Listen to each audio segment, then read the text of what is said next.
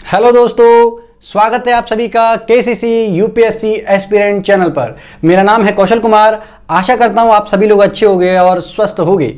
चलिए दोस्तों, आज एक और हम टॉपिक लेके आ गए हैं स्टैटिक जीके की सीरीज में। ये जनरल साइंस का टॉपिक होने वाला है, जिसमें से सवाल आते ही आते हैं। आप किसी भी कॉम्पिटिटिव एग्जाम्स की तैयारी कर रहे हैं, चाहे यूपीएससी, चाहे यूपीपीसीएस, चाहे आप बीपीएससी की तैयारी कर रहे हैं, एसएससी की तैयारी कर रहे हैं, सीजीएल की तैयारी कर रहे हैं, हर एग्जाम में यहां से सवाल आते ही हैं। तो चलिए, आज का टॉपिक है हमारा विटामिन। जी हां दोस्तों, हम विटामिन से रिलेटेड आपको कुछ बात बताने वाले हैं। हम प्रमुख विटामिन के बारे में बात करेंगे और फिर इनकी घुलनशीलता और अघुलनशीलता को लेकर बात करेंगे, जहां से क्वेश्चन आते हैं। इनके रासायनिक नाम क्या हैं ये भी हम आपको समझाएंगे। इनसे होने वाले रोग क्या हैं वो भी बताएंगे, और साथ में ये भी बताएंगे कि इन विटामिन के जो प्रमुख स्रोत हैं वो क्या क्या होते हैं, क्योंकि यहां से हर बार क्वेश्चन पूछे ही जाते हैं। तो चलिए, सबसे पहले हम स्टार्ट करते हैं विटामिन ए। जी हां, विटामिन ए जो है वो घुलनशील है बिल्कुल, लेकिन किसमें? वसा मतलब होता है फैट। तो ये वसा के अंदर घुलनशील है। इस बात को आपको ध्यान रखना होगा कि विटामिन ए हमारा वसा के अंदर घुलनशील होता है। इसका जो रासायनिक नाम है वो रेटिनॉल है। इसका रासायनिक नाम क्या हमारा? रेटिनॉल है। और इससे जो होने वाला रोग है उसको कहते हैं हमारा रतौंधी। रतौंधी का मतलब है कि अंधापन। जब आपको मतलब कलर ब्लाइंडनेस है वो होने लग जाती है, आपकी आंखों में प्रॉब्लम होने लग जाती है, तो वो रेटिनॉल की वजह से या फिर आपका विटामिन ए की कमी की वजह से आपको कम दिखाई देने लग जाता है। ये कुपोषण का भी शिकार है, जिससे व्यक्ति के अंदर कुपोषण जैसी चीजें दिखने लग जाती हैं। आखिर आपको क्या लगता है कि विटामिन ए का सबसे बड़ा स्रोत या सबसे बड़ा स्रोत क्या है? मतलब सबसे ज्यादा जो विटामिन ए की प्राप्ति होती है वो किससे होती है? तो गाजर से होती है। ध्यान रखिएगा। तो आपकी अगर आंखों में थोड़ी सी रोशनी या आपकी आंखों का आई साइट वीक होती जा रही है, तो आप क्या कर सकते हैं? गाजर का प्रयोग कर सकते हैं। तो वो आपके लिए, हेल्थ के लिए अच्छा रहेगा। मैं अब ये मत कहना कि मास्टर की आंखें मतलब थोड़ी सी ज्यादा चली गई हैं, इसलिए गाजर वाजर का किसी का कोई प्रयोग करने के बाद भी कुछ असर नहीं होगा। चलिए आगे बात करते हैं दूध। ये दूध से भी हमारा विटामिन ए मिलता है, और आपका अंडा।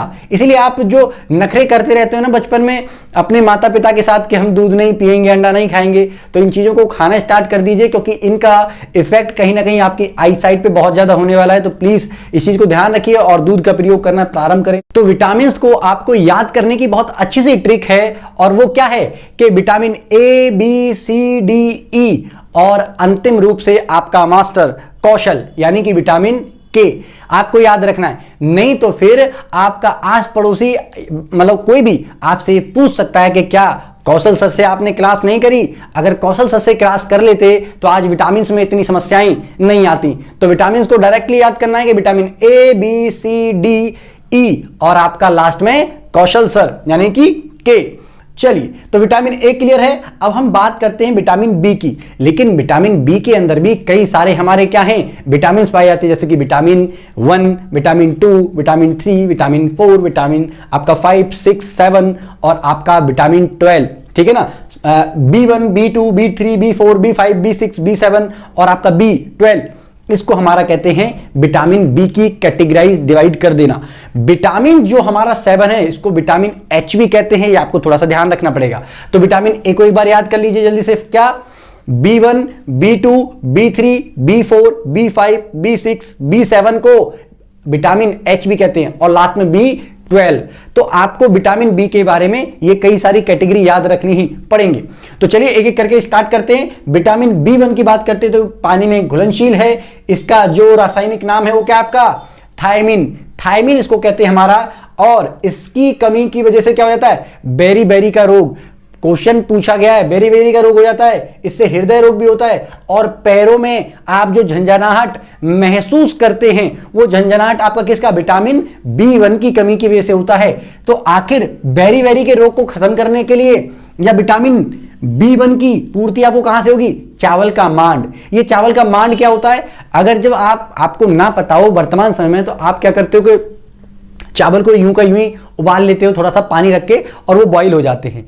पुराने टाइम में या आज भी गांव में आप जाके देखेंगे तो चावल को उबालने का एक तरीका होता था कि पतीला लेते हैं, वो पतीला, और उस पतीले के अंदर चावल को डाल देंगे, पानी डाल देंगे, और जैसे ही वो मतलब उबल जाते हैं, बॉईल हो जाते हैं, तो फिर उन चावल को छाना जाता है, यानी कि उसमें पानी बचता है। उस पानी के जो चावल में से मतलब जो उबले हुए चावलों का पानी है उसको कहते हैं मांड, ठीक है ना, क्या कहते हैं, मांड। ये मांड आप शादी ब्याह में देख सकते हो, जब हलवाई वगैरह खाना बना रहे हो तो वहां देखिएगा वो भगोने में से जब चावल को मतलब वो बॉईल करेंगे, तो बॉईल करने के बाद चावल में से वो पानी निकालते, वही होता है हमारा चावल का मांड। और वो फेंकना नहीं चाहिए। पहले के टाइम में नमक वगैरह डाल के, मिर्च वगैरह डाल के इस मांड को आराम से पिया जाता था, ताकि बेरी बेरी की जैसा रोग ना हो। तो बेरी बेरी का अगर किसी को रोग हो जाता है या विटामिन B1 की कमी हो जाती है, तो उसको क्या करना पड़ेगा, चावल का मांड पीना पड़ेगा, और उससे आपकी उसकी पूर्ति हो जाएगी।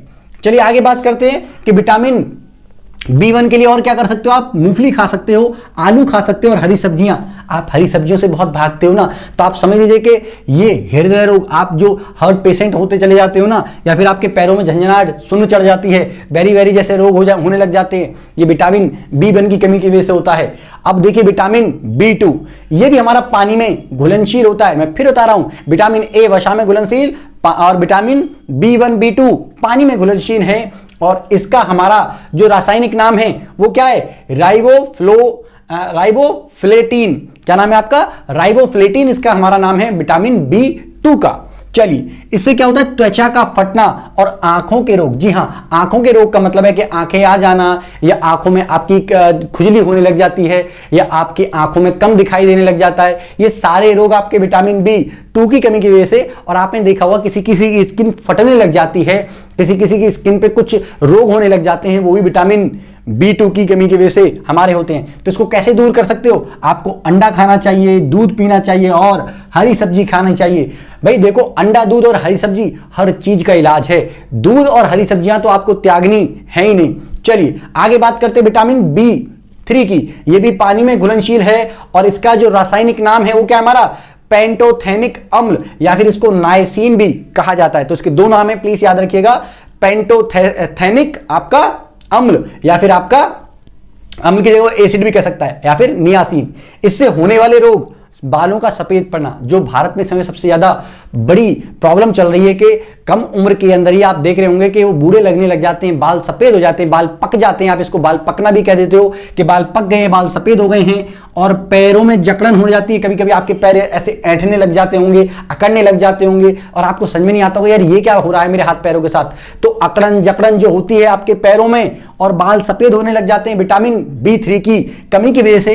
इसीलिए आपको मांस, दूध, टमाटर और मूंगफली सबसे ज्यादा खानी चाहिए, क्योंकि प्रोटीन वाली चीजें जितनी आप खाओगे उसकी वजह से आपको क्या हो जाएगा, आपके जो सफेद बाल हैं वो आपके ठीक हो जाएंगे। इसका एक इलाज और बताएंगे अभी आगे चल के, लेकिन इससे पहले आप देखिए विटामिन 4 को। विटामिन 4 में आपको केवल इतना याद रखना है विटामिन 4 में कि ये पानी में घुलनशील है। बाकी इससे होने वाला रोग, या फिर इसके रोग, या फिर आप इसका स्रोत, ये आपको जानने की जरूरत नहीं है, क्योंकि इसका कुछ अता पता ही नहीं है। आगे अगर बात करें तो विटामिन 5, ये भी हमारा पानी में घुलनशील है। विटामिन 5 हमारा क्या है, पानी में घुलनशील, और इसका रासायनिक नाम आपको याद रखना होगा, निकोटीनमाइड।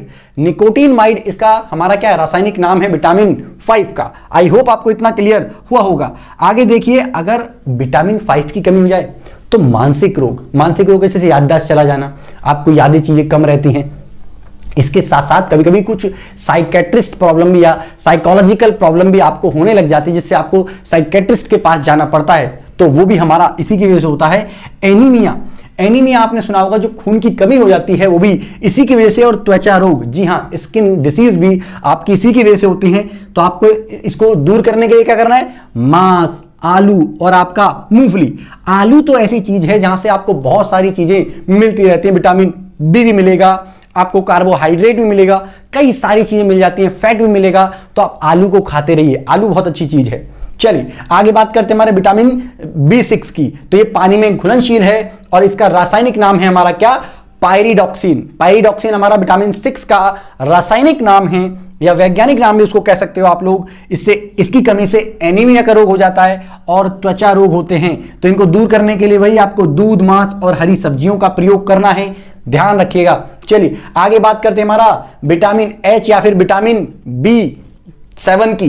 तो ये हमारा पानी में घुलनशील होता है और इसका हमारा बायोटीन, रासायनिक या वैज्ञानिक नाम क्या है इसका, बायोटीन है। आगे अगर हम बात करेंगे तो इससे बालों का गिरना, पॉइंट टू बी नोटेड। और आपका चर्म रोग, चर्म रोग का मतलब है कभी कभी आपने दाद, खाज, खुजली इस टाइप की चीजें देखी होंगी, कभी कभी स्किन डिसीज ऐसी देखी होंगी जो मतलब बहुत स्किन पे मतलब एकदम से मतलब कई सारी बीमारी टाइप की हो जाती हैं, इन्हें कहते हैं महाराज ये चर्म रोग है, ठीक है ना।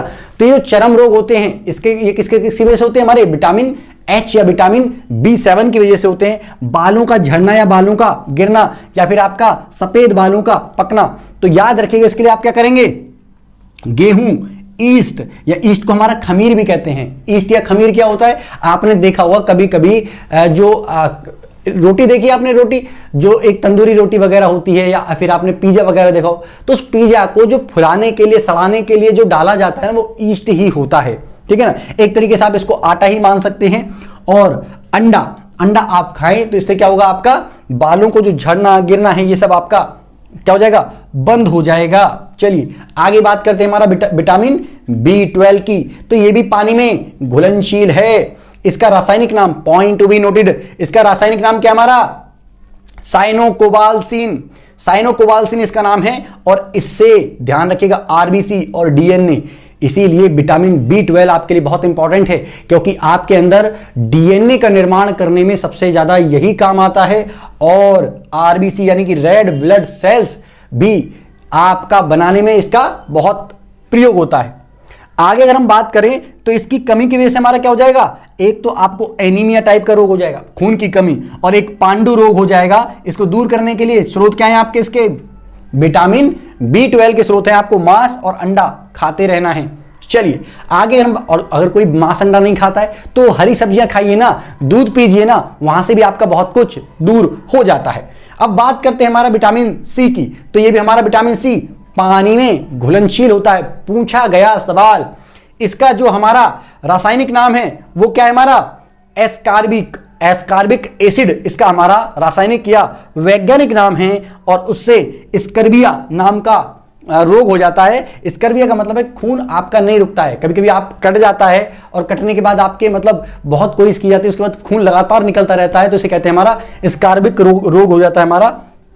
मसूड़ों का सूजना, मसूड़ों को सूजना या पायरिया जैसा रोग लग जाता है, वो भी इसी की कमी की वजह से। और आपके अंदर जब पानी की कमी हो जाती है तो वो भी इसी की वजह से होती है। तो इसके लिए आपको क्या करना है, आंवला खाना है। विटामिन सी का सबसे बड़ा स्रोत, पूछा गया सवाल कि विटामिन सी का सबसे निम्नलिखित में से, तो ध्यान रखिएगा सबसे बड़े स्रोत में बता रहा हूं, इनमें से कोई भी आए तो सबसे ज्यादा कहां से मिलता है, आंवले से विटामिन सी मिलता है। दूसरे नंबर पे आता है आपका नींबू, तीसरे पे संतरा और चौथे पे आता है आपका तरबूज। तो ध्यान रखिएगा विटामिन सी के स्रोत क्या होते हैं। विटामिन डी, विटामिन डी वसा में घुलनशील है। ध्यान रखिएगा विटामिन ए और बी, ए और बाकी सी को छोड़ दीजिए आप, और डी, ई, के, ये सारे में विटामिन कहां पे घुलनशील हैं, ये वसा के अंदर घुलनशील हमारे विटामिन है। तो विटामिन डी वसा के अंदर घुलनशील है। इसका जो नाम है रासायनिक वो है आपका क्या, कैल्सीफेरॉल। क्या नाम है, कैल्सीफेरॉल। विटामिन डी की वजह से, विटामिन डी की वजह से आपकी कैल्शियम की कमी हो जाती है, और अगर कैल्शियम की कमी आपकी हो जाएगी तो आपकी हड्डियां मजबूत नहीं रहेंगी, कमजोर पड़ जाएंगी। और जब हड्डियां कमजोर हो जाती हैं, हड्डियां आसानी से टूटने लायक हो जाती है, मतलब वो टूट जाएंगी, आप हल्के से गिरे तो भी हड्डी टूट जाएंगी। उस रोग को हमारा क्या कहते हैं, रिकेट्स कहते हैं, रिकेट्स। तो ध्यान रखिएगा हड्डियों से संबंधित जो रोग है उसको रिकेट्स कहते हैं। इसको सूखा रोग भी कहते हैं। तो विटामिन डी की कमी की वजह से सूखा रोग आपको हो जाता है या हड्डियों की प्रॉब्लम होने लग जाती है। तो आपको क्या करना है, सुबह सुबह 8 बजे से पहले पहले सूर्य प्रकाश आपको ग्रहण करना है। सूर्य प्रकाश कैसे ग्रहण करेंगे, तो आप सूर्य के मतलब एक तरीके से आप ऐसी जगह में घूमें या ऐसी जगह पर बैठे जहां पर आपके ऊपर सूरज की रोशनी आती हो, जिससे आपको सूरज की रोशनी प्राप्त हो। और अंडा खा सकते हैं और आपका दूध पी सकते हैं ताकि आपका विटामिन डी की पूर्ति हो सके। अब बात करते हैं आपका विटामिन ई, बड़ा चमत्कारी है और आपके लिए बहुत लाभदायक भी है। ये वसा में घुलनशील विटामिन है और इसका रासायनिक नाम है हमारा क्या, टैकोफेरॉल नाम इसका है आपका वैज्ञानिक या रासायनिक नाम। लेकिन इसकी कमी की वजह से आपके अंदर नपुंसकलिंगता आ सकती है और लड़कियों में बांझपन आ सकता है, इसलिए इसका ध्यान रखना है। आपको क्या करना है, इसलिए मक्खन, दूध, बादाम और हरी सब्जियों का प्रयोग करते रहना है, ताकि आपके अंदर ऐसी कोई भी बीमारी ना आ जाए। चलिए आगे बात करते हैं विटामिन के की। तो विटामिन के हमारा क्या है, ये भी वसा में घुलनशील होता है और इसका रासायनिक नेम क्या है हमारा, फ्लोक्कीमॉस, ठीक है ना, फ्लोक्कीमॉस इसका क्या हमारा रासायनिक नाम है, तो प्लीज याद रखेंगे। आगे बात करें तो रक्त का थक्का जमना हमारा इसी की कमी की वजह से, विटामिन के की वजह से आपका जो रक्त का थक्का जम नहीं पाता है वो इसी की वजह से नहीं जम पाता है। चलिए आगे बात करते हैं हमारा क्या, हरी सब्जियां आप खा सकते हैं इसके लिए, टमाटर और आपका दूध। तो देखिएगा, तो आप हरी सब्जियां खा सकते हैं, टमाटर खा सकते हैं और दूध भी पी सकते हैं इसकी पूर्ति के लिए। तो आई होप आपको सारे के सारे विटामिन क्लियर हुए होंगे। कोई आपका डाउट है, आपको कुछ पूछना है तो प्लीज कमेंट बॉक्स के अंतर्गत कमेंट जरूर लिखें। मिलते हैं आपको नेक्स्ट वीडियो में अद्भुत टॉपिक के साथ। Thank you. जय हिंद, जय भारत।